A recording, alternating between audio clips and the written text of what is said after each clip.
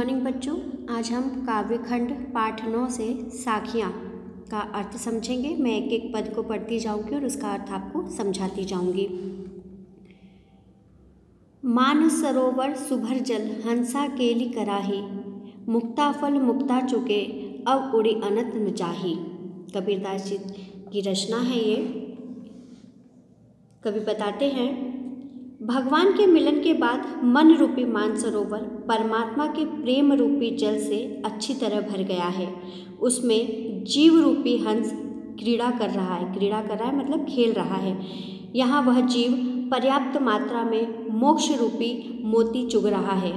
अब वह हंस यहाँ से उड़कर और कहीं नहीं जाना चाहता, मतलब जिसने भगवान को पा लिया, भगवान के प्रेम को पा लिया, तो वह उन्हें छोड़कर, उनके सानिध्य को छोड़कर कहीं और नहीं जाना चाहता है।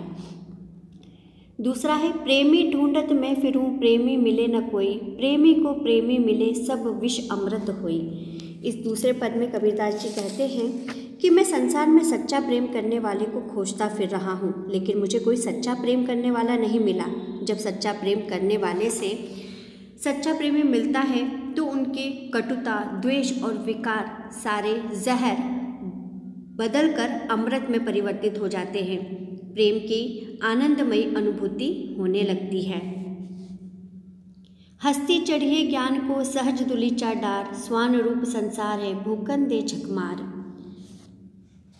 तीसरे पद में कवि कहते हैं कि जीव को आसन डालकर सहज अवस्था में ज्ञान प्राप्ति की साधना करनी चाहिए और अपने अस्तित्व को स्थापित करना चाहिए। संसार तो कुत्ते के समान है, उसे भोग कर व्यर्थ की बातें कर समय बर्बाद करने देना चाहिए, उसकी ओर ध्यान देना नहीं चाहिए। मतलब अपना ध्यान उस ओर व्यर्थ नहीं करना चाहिए। हम लोग जो ज्ञान अर्जित करना चाहते हैं, सहज रूप में उसे प्राप्त करना चाहिए। कोई क्या कह रहा है, क्या बोल रहा है, उस तरफ ध्यान नहीं देना चाहिए। अगला पद है, पखा पखी के कारणे सब जग रहा भुलान, निरपक होई के हरि भजे सोई संत सुजान। चौथे पद में कवि बताते, पक्ष विपक्ष के कारण यह समस्त संसार भ्रमित हो रहा है। जो निष्पक्ष होकर ईश्वर का स्मरण करता है वही ज्ञानी है, संत है, वही चतुर और सज्जन पुरुष है। अगला पद है, हिंदू मुआ राम कही मुसलमान खुदाई, कहे कबीर सो जीवता जो दुह के निकट न जाई। इस पद में बताया है, हिंदू राम कहकर और मुस्लिम खुदा कहकर दोनों एक दूसरे को अलग अलग मानकर मर रहे हैं, नष्ट हो रहे हैं। कबीरदास जी कहते हैं कि वास्तव में वही जी रहा है जो भेद बुद्धि वाले इन दोनों के पास नहीं जाता, अर्थात हिंदू मुस्लिम के मतभेद में नहीं पड़ता, वही सच्चा इंसान है। अगला पद है, काबा फिर काशी भया राम ही भया रहीम, मोट जून मैदा भया बैठी कबीरा जी।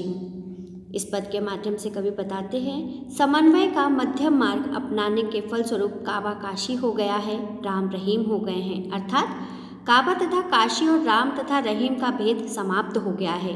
भेद का बोध कराने वाले तत्व मूल तत्व में समा गए हैं। भेद का जो मोटा आटा था वह पीसकर अभेद की मैदा बन गया है। इसलिए कबीर तू इस मैदे का भोजन कर ले, मतलब सिर्फ ईश्वर में विश्वास करो, रूप उनका कोई सा भी हो। ऊंचे कुल का जन्मिया जे करनी ऊंच न होए, सुबरन कलश सुरा भरा साधु निंदा सोई। इस अंतिम पद में बताया है उन्होंने, कबीरदास जी कहते हैं, जो कर्म ऊंचे श्रेष्ठ नहीं हैं तो उच्च कुल में जन्म लेने से क्या लाभ। यानी अच्छे कुल में जन्म लेना ही काफ़ी नहीं होता, कर्म अच्छे होना ज़्यादा ज़रूरी है। जिस प्रकार शराब से भरे हुए सोने के कलश की भी सज्जनों द्वारा बुराई ही की जाएगी, वैसे ही नीच कर्म करने वाला भले ही उच्च कुल में जन्म ले, परंतु वह हमेशा निंदा का पात्र ही रहता है। अब हम इसके दूसरे भाग का अर्थ करेंगे, एक एक पद को पढ़कर इसका अर्थ हम करते जाएंगे। मों को कहाँ ढूंढे बंदे, मैं तो तेरे पास में, ना मैं देवल ना मैं मस्जिद ना काबे कैलाश में, ना तो कोने क्रिया कर्म में नहीं योग बैराग में, खोजी होए तो तुरते ही मिलूं पल भर की तलाश में, कहे कबीर सुनो भई साधु सब श्वासों की श्वास में। इसके माध्यम से कवि कहते हैं, हे भाई सज्जनों, अब मेरे हृदय में ज्ञान की आंधी आ गई है। ब्रह्म को कहीं बाहर खोजना व्यर्थ है, वे तो प्रत्येक प्राणी के पास है। उनके घट घट में बसते हैं। वे ना तो मंदिर में रहते, ना मस्जिद में, ना काबा में, ना कैलाश पर्वत में, अर्थात किसी भी धार्मिक स्थान पर उन्हें ढूंढने की आवश्यकता नहीं है। वे किन्हीं धार्मिक क्रियाओं और कार्यों में भी नहीं हैं तथा वे योग साधना या संन्यास में भी नहीं हैं। इसलिए धर्म, कर्म, योग, वैराग्य सब व्यर्थ है। यदि सच्चे मन से ईश्वर की खोज करोगे तो वे तुरंत ही मिल जाएंगे। पल भर की खोज में ही उनसे मिलन हो जाएगा। कबीरदास जी कहते हैं कि हे सज्जन पुरुषों, स्पष्ट सुन लो कि ब्रह्म तो सभी प्राणों की श्वासों में रहते हैं, अतः उन्हें कहीं बाहर ढूंढने की आवश्यकता नहीं है। दूसरा पद है, संतो भाई आई ज्ञान की आंधी रे, भ्रम की टाटी सबे उड़ानी, माया रहे न बांधी, हित चित की द्वैत धूनी गिरानी, मोह बलिंडा टूटा, तृष्णा छानी परिघर ऊपरी, कुबधि का भांडा फूटा, जोग जुगति करी संतो बांधी, निर्चु चुए न पानी, कूड़ कपट काया का निकस्या, हरि की गति जब जानी, आंधी पीछे जो बलपूर्ण, प्रेम हरि जन भीना, कहे कबीर भान के प्रगटे, उदित भया तम खीना। कवि कहते हैं, भाई सज्जनों, अब मेरे हृदय में ज्ञान की आंधी आ गई है, मुझे ज्ञान की प्राप्ति हुई है। ज्ञान की आंधी आते ही मेरे हृदय में जो भी भ्रम रूपी छप्पर था वह उड़ गया है। मैं अब भ्रमित नहीं हूँ। अब मुझे सांसारिक माया बांध कर नहीं रख सकती।